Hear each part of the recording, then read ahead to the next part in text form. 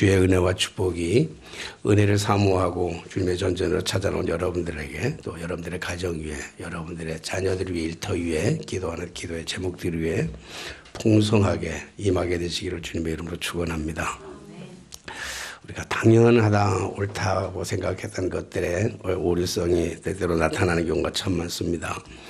주보를 작성하기 위해서는 두 사람이 네 번을 교정합니다.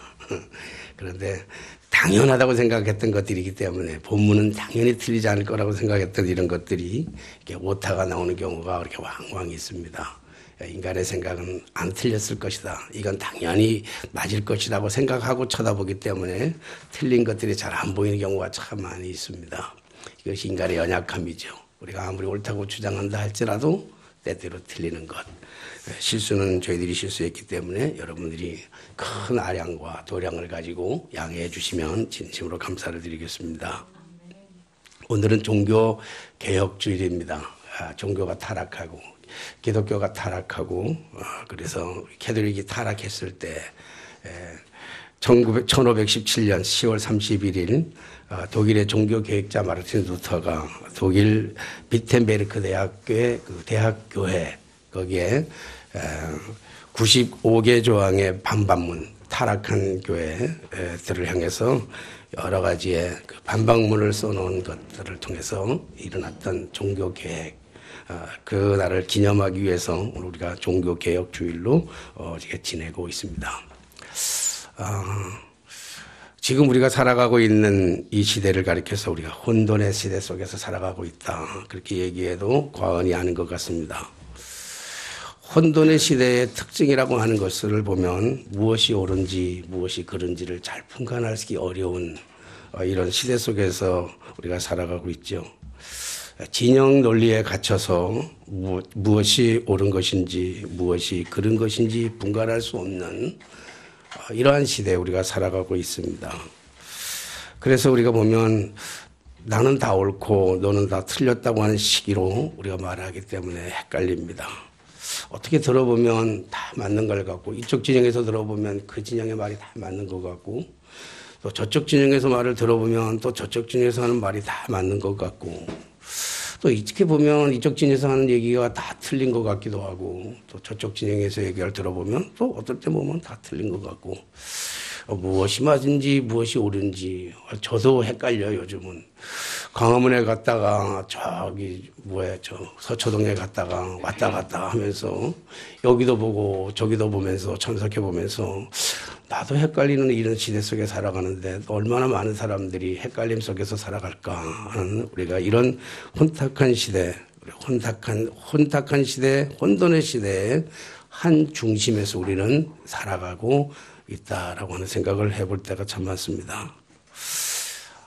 그래서 그런지는 모르겠습니다만은 설교 역시 우리가 전하는 사람들이나 듣는 청중들 모두가 이 설교가 하나님의 선포된 메시지라고 하는 이러한 입장에서 듣기보다는 이렇게 전하기보다는 하나의 강연점으로 어쩌면 또 강연보다도 훨씬 더 못한 하나의 썰 정도로 이렇게 평가하며 전락되어 가고 있는 이러한 우리 기분이 들 때가 참 많습니다. 그러다 보니까 자연스럽게 이제는 목사라고 하는 카리스마는 없어진 지가 아마 너무 오래돼 버린 것 같고 그리고 성도들의 알량한 삶이 세상에 아무런 영향력도 끼치지 못하다가 보니까 교회는 당연히 그 역할과 가치와 기능을 상실하고 말았습니다.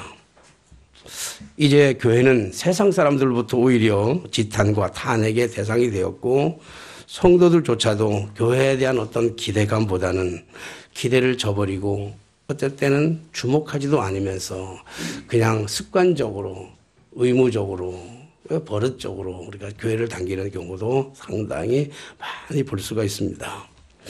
교회도 아무런 영향력을 끼치지 못하고 성도들도 아무리도 영향력을 못 끼치는 이러한 세상 속에서 우리 한복판에 살아가고 있습니다.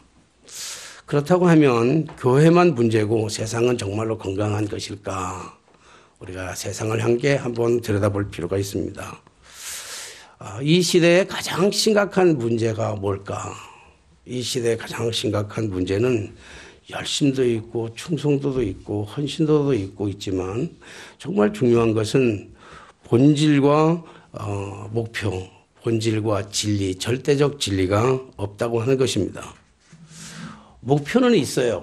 어디를 향해서 가야 되는 분명한 목표, 꿈은 있습니다. 꿈들이 커요. 그 꿈을 이루기 위해서 그 목표를 이루기 위해서 때로는 편법을 쓰기도 하고 때로는 다른 사람들을 속이기도 하면서 어떻게든지 그 꿈을 이루기 위해서 꿈을 향해서 열심히 달려가기는 하는데 그래서 꿈은 점점 더 커가고 있는데 그 꿈 대신 목적은 점점 사라져가고 있습니다. 살아가기 위해서 우리의 생명에 주어진 이 삶의 한계성 속에서 살아가기 위해서 몸부림치는 실존은 있는데 정작 본질은 잃어버리고 있다고 하는 것입니다. 목적과 본질을 잃게 되니까 다른 사람들은 안중에도 없고 오직 자기만이 옳고 자기의 생각을 가지고 자기의 뜻대로 세상을 살아가며 자기의 생각과 자기의 판단을 가지고 때로는 진리를 왜곡하며 살아갈 때가 참으로 많이 있습니다. 사사시대의 특징을 한마디로 요약해서 사사기 21장 25절에 사사기를 전체를 정리하고 마지막에 한 단어로 얘기한다면 사사시대를 한 말로 얘기한다면 자기 마음대로 자기 뜻대로라고 하는 것이죠. 그때 왕이 없으므로 사람이 각각 자기의 소견에 옳은 대로 행하였더라 이렇게 얘기하고 있습니다.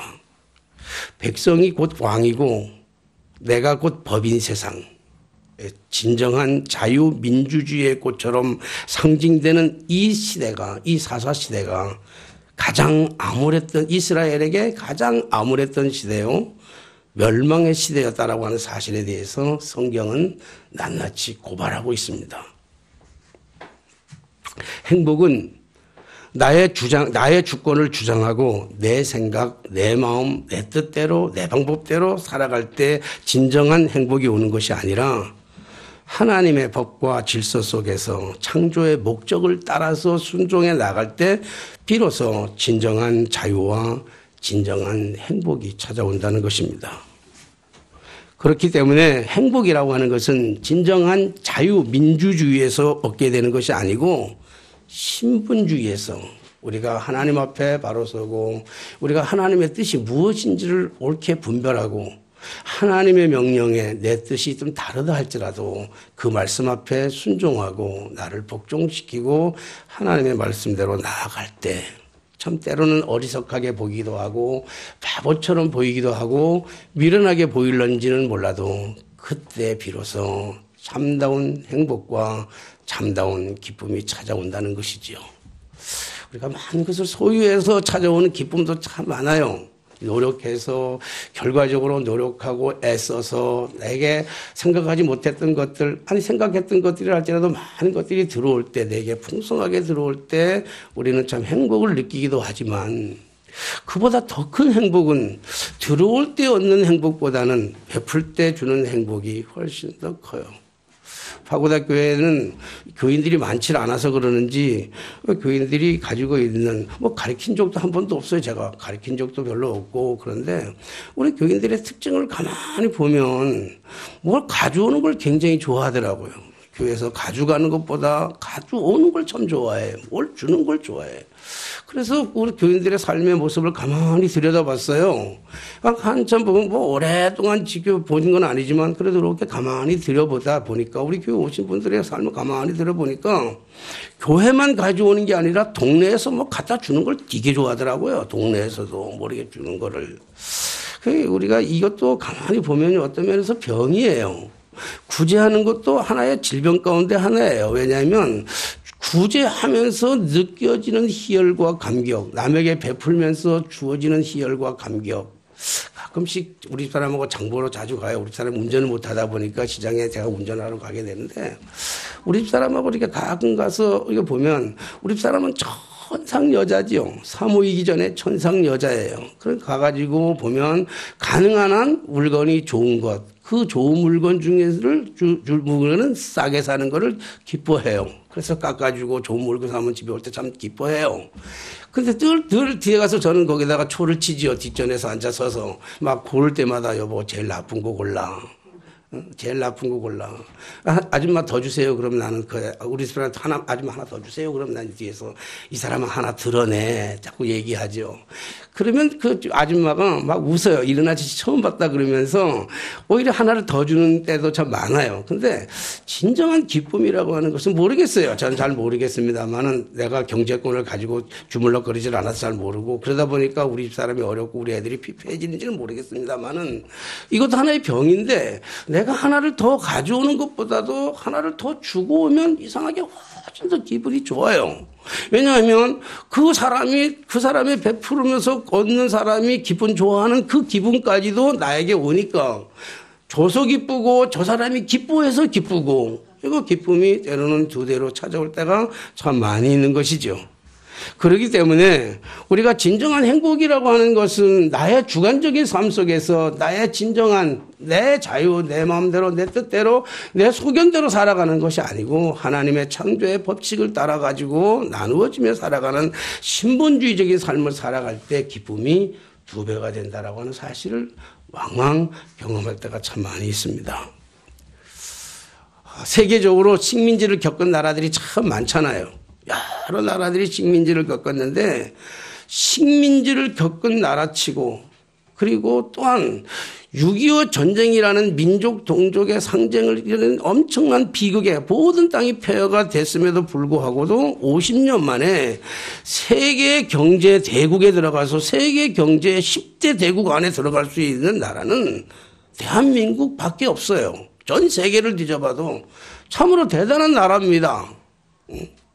뿐만 아니라 이 식민지를 겪은 나라를 치고 50년밖에 안 된 나라에 진정한 자유민주주의를 꽃피운 나라는 전 세계적으로 대한민국밖에 없다는 거예요. 이 역사적으로 많은 역사가들이 한국을 바라보면서 좀 연구할 대상이 너무 많은 거야. 대한민국을 바라보면서. 그리고 나라가 반쪽으로 잘라진 나라잖아요. 그리고 모든 지하자원은 저 북한에 다 있고 이 땅에는 이 남한 땅에는 지하자원도 하나도 없는 이런 이 척박한 이 땅에서 이 대한민국이 어떻게 자유민주주의의 진정한 뿌리를 내릴 수 있으며 그리고 게다가 이 경제적인 성장을 이루어가지고 경제 대국 물론 요즘 많은 직장의 문제가 어렵다기도 하고 가난하기도 하다 그러는데 가난하다고는 말은 하는데요. 좀 좋은 식당에 가보세요. 그 식당이 아주 배 터져요. 백화점에 가보세요. 백화점에 사람들이 배 터진다니까. 정말 우리나라 좋은 나라예요. 화장실 가보세요. 우리나라 화장실.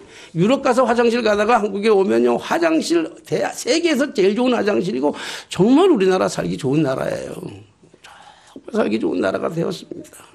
정말 대단한 나라에서 여러분들은 그 대단한 나라 속에 살아가는 대단한 국민들이에요. 여러분들이.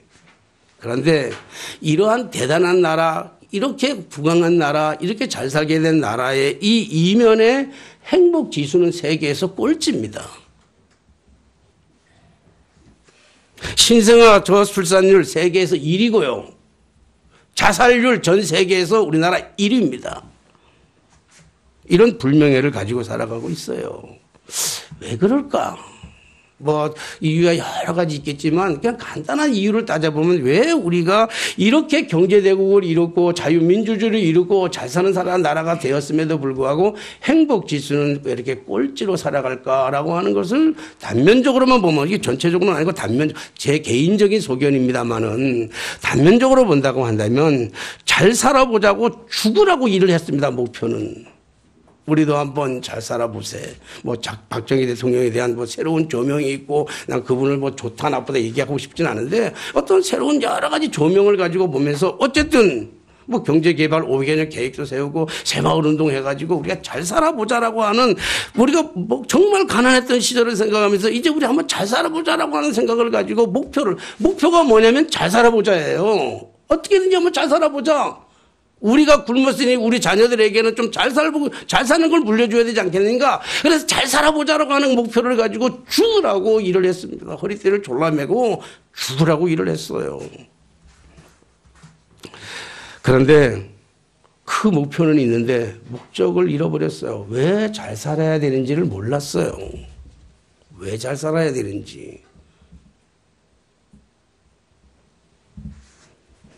실존을 위해서, 생존을 위해서 열심히 살았지만 정작 내가 왜 사는지를 모르는 거예요. 이 본질을 잃어버리고 말았습니다.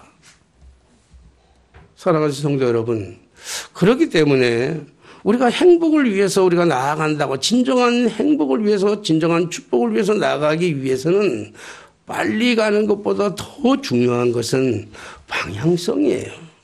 어디를 향해서 빨리 뛰어가냐, 무조건 달려가는 것, 성공을 위해서 달려가는 것보다 더 중요한 것은 내가 왜 성공을 해야 되는지에 대한 방향성이란 말이에요. 목적이 분명해야 되고요. 본질이 흐트러지면 안 되는 거예요. 사막의 한복판에서는 눈에 보이는 신기루를 쫓아 살아가면 다 죽습니다. 늦더라도 오아시스가 있는 곳으로 나아가야만 살 수 있는 거죠. 그러므로 우리의 인생의 오아시스는 오직 예수 그리스도 한 분밖에는 없는 줄로 믿습니다. 아멘 소리를 들어보니까 절반은 동의하고 절반은 안 동의하는 것 같아요. 동의하거나 동의하지 않거나 할 것 없이 동의 안 해도 선포할 수밖에 없는 게 우리를 행복하게 하는 것, 정말 우리 진정한 길이요 진리요 생명 되시는 예수밖에는 없는 줄로 믿습니다. 그러므로 오늘 주시는 이 말씀에 귀를 기울이며 경청하시면서 하나님이 주시는 진정한 위로, 하나님이 주시는 우리의 진정한 축복, 하나님이 주시는 우리 안에 주시는 그 어디도 감출 수 없는, 그 무엇과도 비교할 수 없는 우리 안에서 끌어넘치는 진정한 행복을 받아 누리시는 귀한 시간 되시기를 주님의 이름으로 축복합니다. 오늘 본문의 말씀은 명절 끝날 곧 큰 날에로부터 시작하고 있습니다. 여기서 이 명절이라고 하는 얘기는 초막절 혹은 장막절이라 이렇게 얘기를 하죠. 이 초막절, 장막절, 해마다 초막절, 장막절이 되면 큰 이 명절, 절기를 지키게 되는데 이건 뭘 얘기하냐면 이스라엘 백성들이 430년 동안 애굽에 종살이를 하다가 저들이 해방이 되어서, 그리고 그 홍해를 해방되어서 그리고 가나안 땅 가는 여정 가운데 홍해를 건너고 광야를 지나게 되잖아요. 광야에 40년 동안 광야의 생활을 겪으면서 그들이 물이 없던 시절이 있었어요. 물이 없어서 저들이 하나님을 향해 원망하고 모세를 향해서 원망할 때 하나님께서 모세를 통해서 하나님의 명령에 순종했을 때 반석에서 물이 솟아나는 그러한 일들이 있었죠. 그래서 그들이 장막절을 지키면서 초막절을 지키면서, 그래서 그때를, 그날을 회상하면서 물이 없었던 그 시대에 하나님께서 반석에서, 우리 교회도 반석이 있는 거 아시죠? 우리 교회 반석 몰라요? 아세요? 우리 교회 반석이 있는 거? 어디 알아요? 화장실. 화장실이 반석이 아니고 우리 교회에 석수가 있어요. 정석수라고 성도님이 반석에도 이름이 참 너무 좋아. 난 제일 좋은 것 같아. 여태 가지 중에서 석수 너무 좋아. 우리 열심히 다니다 집사님도 되셔야 돼요. 성경적 이름이야. 성경. 엄마가, 아버지가 주셨어요. 아버지가 주셨어요 이름을. 교회 안 다니시잖아 아버지가. 아주 성경적으로 이름을 쓰셨으니까 성경적으로 대단한 거예요. 우리가 이 반석에서 물이 솟았다라고 하는 의미에서 그 단 말씀, 하나님의 그 약속의 말씀을 기억하면서 늘 하나님의 말씀으로 중심으로 돌아가자라고 하는 뜻으로 이 절기를 지키는, 이 명절, 초막절, 장막절을 지키는데 일주일 동안, 그들이 절기가 되면 일주일 동안 절기를 지키는 거예요. 잔치를, 축제를 벌이고 잔치를 하고 뭐 예배도 드리고 뭐 그러지만 이런 잔치하는 그 명절, 명절 끝날에 마지막 때가 되었을 때 예수님께서 이 서서, 보통 강연이라고 하는, 예수님이 가르칠 때 보통 많이 앉아서 가르치는 경우는 서서 외쳐 이르시되, 서서 외쳐 이르시되. 그러니까 인생의 그들이 이스라엘 백성들이 지금 무엇을 위해서 살아가야 되는지, 지금 그들의 진정한 본질이 무엇인지를, 그들의 목적이 무엇인지를 예수님이 가르쳐주고 싶었던 것이에요. 그러니까 인생의 본질이 뭐겠어요? 인생의 본질은 여기 물을 얘기하잖아요. 저들이 가지고 있는 지금 초막절의 반석에서 물을 생각했던 것처럼. 그래서 그들의 욕구를 채워주시기 위해서 이 말씀을 하시는 거죠. 누구든지 목마르거든 내게로 와서 마시라. 37절에 그렇게 누구든지 목마르거든 내게로 와서 마시라. 사랑하시는 성도 여러분, 오늘 주님의 이 위대한 주님의 초청의 말씀을 들으시기를 주님으로 부탁드립니다. 오라고 하십니다. 누구든지 오라고 얘기하십니다. 인종, 신분, 남녀 구분 없이 따지지 않고 누구든지 나오라고 우리를 부르시고 초청하고 계시는 위대한 초청의 메시지입니다. 가난에 찌들려서 복에 목마른 자도 오라고 하십니다. 멸시와 천대에 의해서 권력에 목마른 자도 오라고 말합니다. 무지와 불평등에 지식에 목마른 자들도 오라고 얘기합니다. 병마에 시달려서 건강에 목마른 사람들도 오라고 합니다. 오해와 상처 때문에 정의에 목마른 사람도 오라고 합니다. 끝없이 추락하는 불행의 언덕에서 행복을 추구하는 행복에 목마른 사람들도 다 오라고 하십니다. 누구나 다 오래요. 실패와 좌절과 절망 속에서 끊임없는 인생의 저 밑바닥에 추락해 저 한가운데 있는 사람이든지 어떤 사람이든지 간에 목마르거든 목마르면 오라는 거예요. 다시 말하면 목 안 마르면 올 필요도 없다 이 말이에요. 목마른 사람은 다 오라 그럽니다. 오되 어디로 오라 그럽니까? 주님의 앞으로 오라고 그러잖아요. 다른 데로 가면 안 됩니다. 다른 곳에는 구원도 없고 다른 곳에는 영생도 없고 다른 곳에는 행복도 없고 다른 곳에는 국물도 없습니다. 다른 곳에 가면 안 됩니다. 오직 예수님만이 길이요 진리요 생명이기 때문에 예수께로만 나와야 합니다. 하나님의 말씀 앞으로만 나와야 합니다. 속으면 안 됩니다.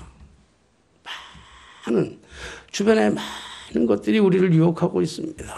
시대가 그렇게 자꾸 우리를 요구하고 있습니다. 요청하고 있습니다. 우리를 시대가 자꾸 다른 곳으로 부르고 있습니다. 다른 것을 하더라도 다른 일을 하더라도 무슨 일을 하더라도 어떤 일을 하더라도 어떤 진영에 서더라도 중요한 것은 우리가 그리스도 앞으로 나와야 한다는 것입니다.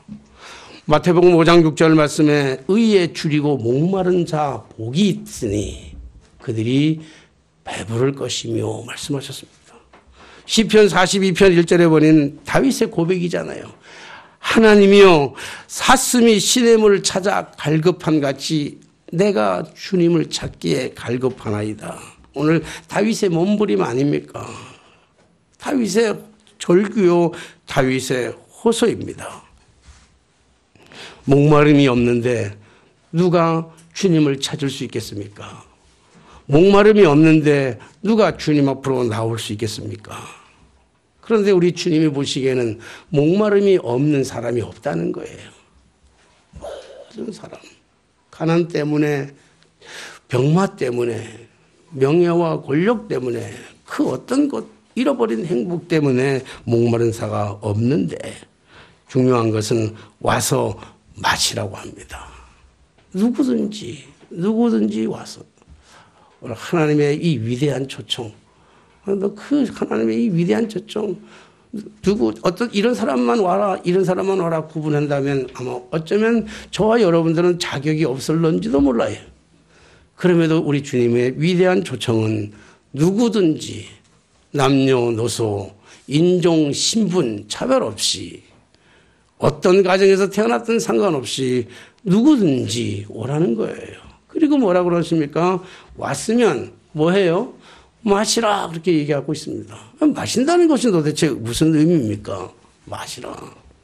마신다고 하는 의미는 보고 듣고 배우고 깨우치라고 하는 거예요. 깨달으라고 하는 거예요. 참 이 말의 의미가 중요합니다. 우리는 보면서도 깨닫지 못하고 들으면서도 깨닫지 못해요. 참 지혜로운 사람은 저 떨어지는 저 꽃잎 하나를 바라보면서 계절의 변화 속에서 꽃잎 하나 떨어지는 것을 보면서 깨닫는데, 미련한 사람은 보여줘도 못 깨닫고 들려줘도 못 깨닫고 입에 넣어줘도 못 깨닫고 손에 쥐어줘도 못 깨닫는 게 이게 미련한 사람들입니다.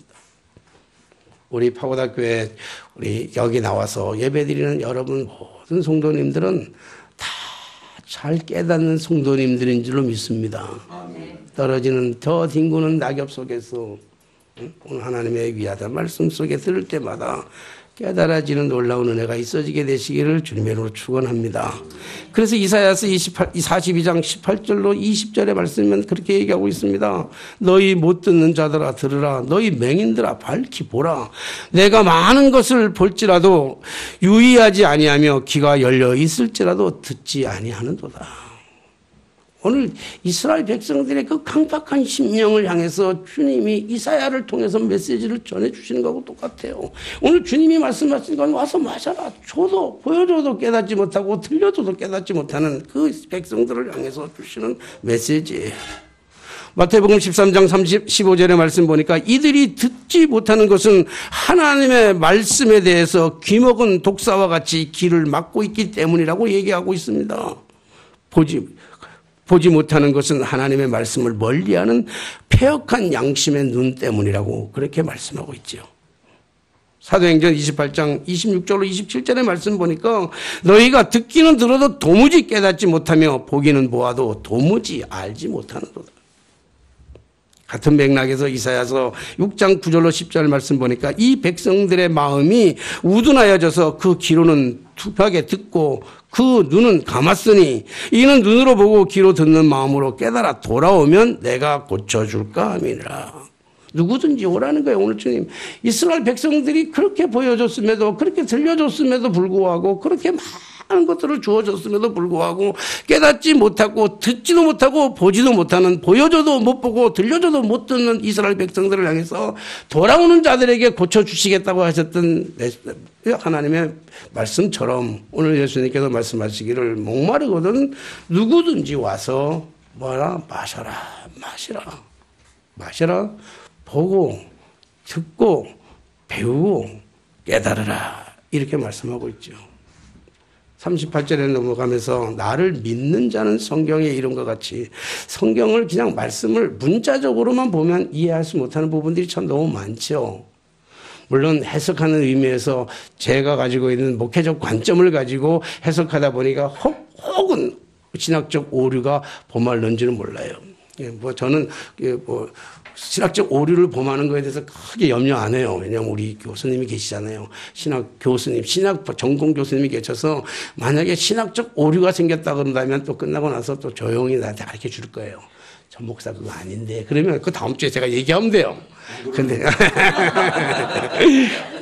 오늘 어쨌든 우리가 문자적으로만 보면 이해할 수 없는 많은 부분들이 있지만 저는 목회적인 관점을 가지고 신학의 배경은 있지만 그러나 신학적인 관점으로 해석하고 풀어가는 게 아니라 목회적인 관점을 가지고 본다면 여기서 나를 믿는 자는 이렇게 얘기하는 건 뭐냐면 듣고 보고 깨달아지는 삶을 얘기하는 거예요. 믿어지는 자, 깨달은 거하고 아는 것하고 믿어지는 거하고는 너무 다른 거예요.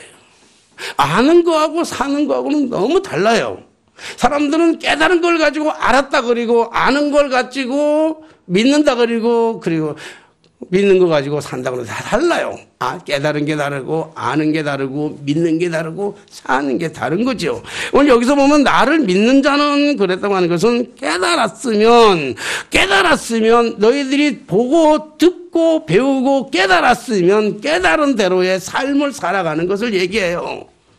누구든지 나를 믿는 자는 깨달은 자의 삶. 이제 깨달았느냐? 보았느냐? 그러면 깨달은 자의 삶을 살아가야 되는데 깨달은 자의 삶은 어떤 삶이냐면 성경의 이름과 같이 성경에서 말해주는 것 같이 성경에 말하는 성경이 얘기하는 총체적인 진리는 무엇이냐면 그 배에서 생수의 강이 흘러넘치리라고 그랬는데 이 무슨 말이에요? 생수의 방 배에서 뭐 물이 자꾸 솟아나는 거 아니고 이 전 인격적인 삶을 얘기하는 거예요. 우리가 이 배를 자꾸 얘기할 때는 이 배가 많이 나오면 우리가 옛날에 했잖아요. 맨날 말하는데 배가 많이 나오면 뭐라 그랬잖아요. 인격이 나왔다 그랬잖아요. 이거 배 나온 건 인격. 이 인격을 생각하는데 전 인격적인 삶을 얘기하는데 깨달은 자의 전 인격적인 삶이라고 하는 것은 배에서 생수의 강이 넘쳐 흐르는 것 같이 생수가 넘쳐 흐르는 것 같이 넘쳐 흐르면 어떻게 해야 돼요? 나눠주는 거예요.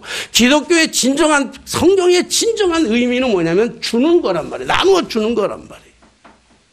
은혜를 깨달았으면 은혜를 깨달은 것만큼 전인적인 삶을 가지고 충만한 삶을 가지고 우리가 나누어지는 거예요. 지금까지 나를 위해서 살아가는 나 존재만을 위해서 살아가는 삶이었다면 이건 실존적인 삶이에요. 실존적. 내가 살아야 되기 때문에 몸부림치는 실존적인 삶에서 본질적인 삶을 살아간다고 한다면 나를 넘어서 주님을 믿는 자, 주님 앞에 나와서 마신 자, 보고 듣고 배우고 깨달은 자들은 그 깨달은 삶을 살아가게 되는데 믿게 되고 살아가게 되는데 그 살아가는 사람들의 삶의 본질은 차고도 넘치기 때문에 내 안에 기쁨이 차고도 넘쳐서 이 기쁨을 다른 사람에게 행복이 차고도 넘쳐서 다른 사람에게 행복을 내가 가지고 있는 모든 물질이 넘치기 때문에 그것을 남들에게 나누어 주는 것으로. 그래서 기독교의 진정한 본질은 주는 것이란 말이에요. 주되 아낌없이 주는 거고 넘치도록 주는 것이잖아요. 이것이 오늘 주님이 우리에게 보여주는 삶의 본질이잖아요. 주님이 하늘의 보좌와 영광을 아낌없이 버리시고 이 땅에 오셔서 그리고 자기의 모든 것들을 당신의 모든 생명까지도 아끼지 아니하시고 모든 것을 우리를 위해서 주셨던 주님의 그 삶.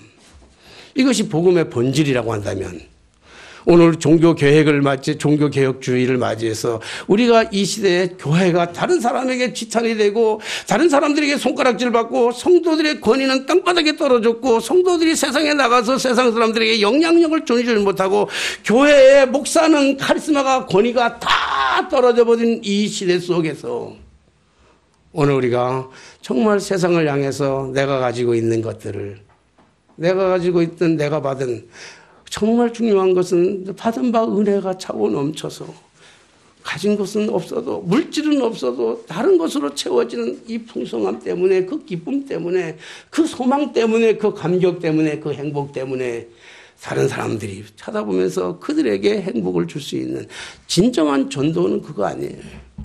진정한 전도라고 하는 것은 내가 살아가는 나의 삶의 모습을 보면서 나도 예수 믿어야 되겠다. 전도로 갔는데 나갔더니 너같이 사는 삶이라면 나 예수 안 믿고 그냥 살란다. 얼마나 부끄러운 겁니까? 오늘 가서 우리가 살아가는 우리의 삶의 모습 속에서 가진 것, 물질적인 것만이 아니라 우리 안에 차고도 넘치는 정말 생수의 강이 흘러 넘치는 여러 가지 다양한 방법으로 가지고 있는 받은 바 은사가 다 다른 것으로 우리에게 채워주시는 다른 것들을 통해서 그래서 왜 사느냐고 묻거들랑 왜 사느냐고 묻거들랑 본질적인 대답을 할 줄 아는 뭐 옛날에 들은 얘기긴 하지만은 왜 공부하느냐고 물으니까 남을 위해서 공부한다고 하는 그 말이 참 아름답게 들리더라고요. 공부하는 진정한 이유, 돈 버는 진정한 이유, 내가 행복해야 될 진정한 이유는 나를 넘어서 내 배에 생수의 강이 흘러넘쳐서 나를 넘쳐서 다른 사람들을 사유고 다른 사람들을 살리고 다른 사람들에게 행복을 줄 수 있는 것, 이것이 이 시대의 새로운 종교 계획이 아닐까 생각해 봅니다. 사랑하는 성도 여러분, 그러기 위해서는 먼저 나와야 합니다. 누구든지 나오고 목마르거든 나오고 그리고 나왔으면 마셔야 합니다. 그리고 마셨으면 믿음대로 살아야 합니다. 그러면 우리의 풍성한 삶이 이 세상을 자그마한 모퉁이에서부터 이 세상을 바꾸게 될 줄로 믿습니다. 이 삶이 저와 여러분들의 삶이 되고 그렇게 살아가는 것이 결코 쉽지는 않습니다. 쉽지는 않지만 살아가려고 몸부림치면 우리 성령님께서 여기 마지막 그런 얘기 있잖아요. 이는 그를 믿는 자들의 받을 성령을 가리켜 말씀하신 것이라 예수께서 아직 영광을 받지 아니하셨으므로 성령이 아직 그들에게 계시지 아니하시더라.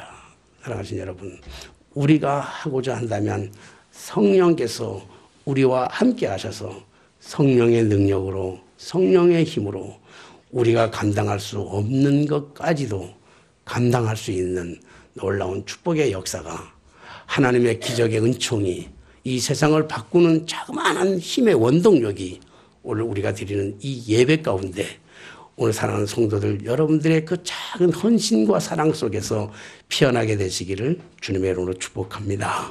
기도하겠습니다. 만왕의 왕이 되시고 만주의 주가 되실 뿐만 아니라 길이요 진리요 생명 되시는 주님, 오늘 우리가 주님 앞으로 나옵니다. 주님 앞에 나와서 주님께서 주시는 그 생명의 말씀으로 우리가 마시고 그리고 우리가 듣고 배우고 깨닫고 그리고 믿음 안에서 실천적인 삶을 살아가고자 하오니 전능하신 주여 우리에게 성령을 보내주셔서 우리가 이 모든 것들을 감당하게 하시되 정말로 교회가 영향력을 잃어버리고 세상에 지탄을 받고 있는 이때에 새로운 제2의 종교개혁이 다시 한번 일어나기를 우리를 통해서 일어날 수 있도록 힘과 능력과 지혜를 주시옵소서. 혼탁한 이 시대를 주님 불쌍하게 여기시고 진정의 논리를 하나로 뭉치게 하여 주시되 의견은 다르다 할지라도 우리가 목적과 본질은 같아질 수 있도록 주께서 이 나라를 국리히 여겨 주시옵소서. 예수님의 이름으로 기도하옵나이다. 아멘. 찬송가 50장 부르시면서